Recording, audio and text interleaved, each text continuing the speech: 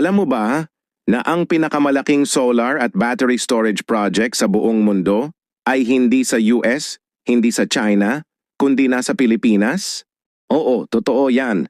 It's called the Meralco Terra Solar Project at kasalukuyang itinatayo sa Gapan, Nueva Ecija. Grabe, ang laki nito. Nasa 3,500 megawatts ng solar power at may kasama pang 4,500 megawatt hours na battery storage. Imagine, sa araw, sinisipsip ng solar panels ang energy ng araw at sa gabi, tuloy-tuloy ang supply ng kuryente dahil nakaimbak na ito sa mga giant batteries.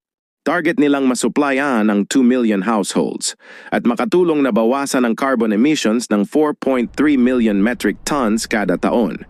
Katumbas yan ng pag-alis ng 3 milyong degasolinang sasakyan. Ang project na ito ay bahagi ng $3.5 billion investment at inaasahang matatapos pagsapit ng 2027.